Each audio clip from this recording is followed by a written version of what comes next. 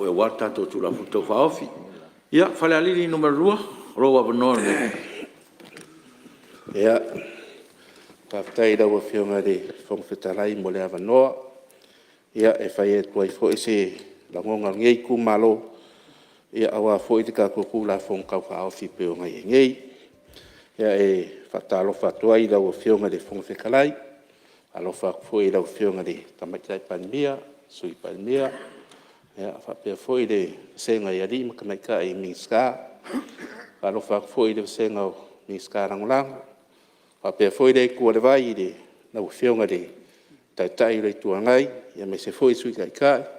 Pe foi ya sui mal umol panmengi.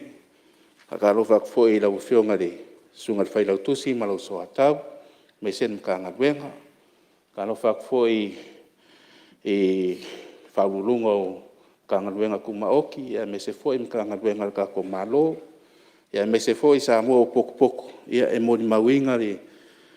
ia ri nge yaso man ka ko fongkanga, ia me se foi de fa fongfonga mai, sa mo e de ngakai sa mo ngei, ia au i kui fia o le lalolangi. Ia rawa fionga fong fekalai, ia e fa kalo fa foi se kumalo lo ka puai mai, ia e le fio la ngafa ma la ngofo kula fali ia ma de kawanga ss ia fale alili ia vayange lo ku malo paloka mai sarangi sa kede sa po kula lai ia masengeu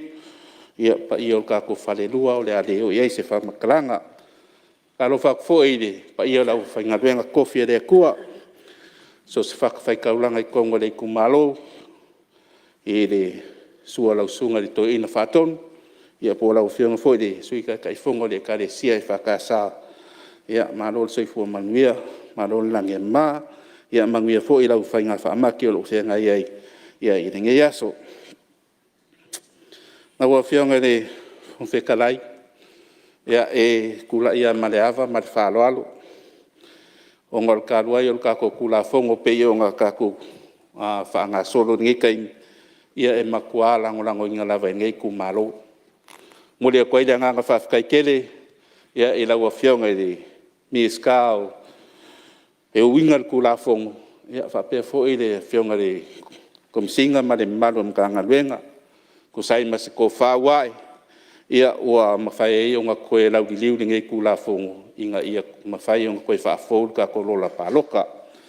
ko de manga ko ngei ku malo ia wa leva nga kakau nga fai ngi kulanga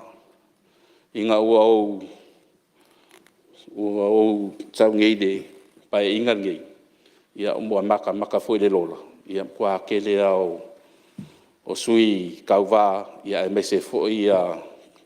ka kapaloka ia kele nga waku ia ingu kai kasi o ka ko akungu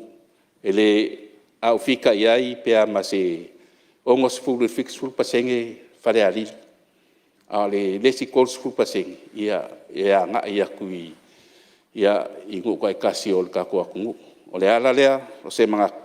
wa ka kawai mau ngomea o nga koe fa fou ka ko la paloka pe o nga ia ia me se fo ia e lango inga fo ero ngei sui fongo ia le skala mai ia o ngisi fo ia mamalu le aku o la papa ai ia ku ngue mau ia mai fu so la ko sao ia wa fo ngai fa mo pe o ngai ia ka ko fainga maro ngai vai kaimi ia o de kasio paua se fa kuanga ina wa fio ngai de e miska e mai sen ka ngawen ia o de ku ala loa ia lava fa ka kangwanga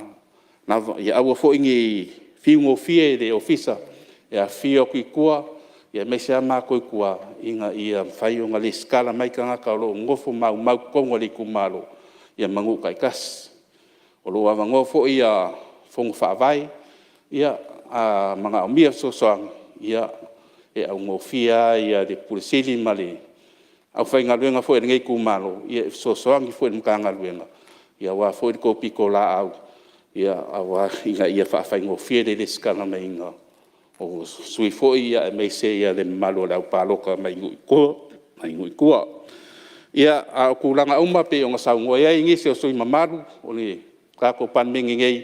ye de kele fo yo fa kuanga maku alalo ia ko ngo fo wala va ka o so ai de sao ko la wala o fionga man kanga wenga ia e au fo ye de ngai ku malo i se ku alalo fo i ma so soang ia wa fo i fa fa wingo ka ko kula fongo ai kulanga uma le ka ko kula fongo pe ngai ngai ia mo ko ala ngolango inga la va ngai ku malo la o fionga le fong fekalai yo le ngase mga ko ngai ku malo ngai ke ua mai a ngai ku la fongo ia di se mga ko fare ali di ka ko ku la fongo pe ngai ia ai mbang ia kele ia ka ko sunga fongo manguia la o fionga le fong fekalai manguia la o fionga ka mai ka pa mia ia me se sui mat umbo ngai pan ming ia fa tai mo da no alo tai ma lo lo sa no te foi mole so soani tatu tu la fonto fa ofi me se for sa o li tu malo ma lo fa tai